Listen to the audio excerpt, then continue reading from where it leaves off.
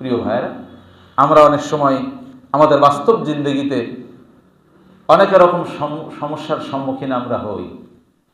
এখানে যদিও একটা নির্দিষ্ট পাপের কথা বলা হয়েছে যে জিনার আহ্বান করতেছে একজন সুন্দরী নারী, হাদিসের ব্যাখ্যায় বলা হয়েছে, এবং সে পারিবারিকভাবেও সেই নারী হয়তো প্রভাবশালী কোনো ফ্যামিলির নারী, তার সহায় সম্পদ আছে, পারিবারিক ঐতিহ্য আছে, তার চেহারা ভালো। এরপর এই নারী যখন আল্লাহর একজন প্রিয় বান্দার কাছে যখন অন্যায় আবদার করবে, আহ্বান করবে তাকে পাপ কাজের জন্য, সে বলবে ইন্নী আখাফুল্লাহ, নিশ্চয় আমি কাকে ভয় করি? আল্লাহকে ভয় করি। ইউসুফ আলাইহিস সালাতু ওয়াস সালামের ঘটনা তো আপনাদের জানা থাকার কথা। জুলাইখার সাথে ইউসুফ আলাইহিস সালামের যে ঘটনা, সেই জুলাইখার চেহারা কি খারাপ ছিল? জুলাইখা সুন্দরী ছিল, এবং সে অন্যায় আবদার যখন করলো, ইউসুফ আলাইহিস সালাম কিন্তু সেটা প্রত্যাখ্যান করলেন।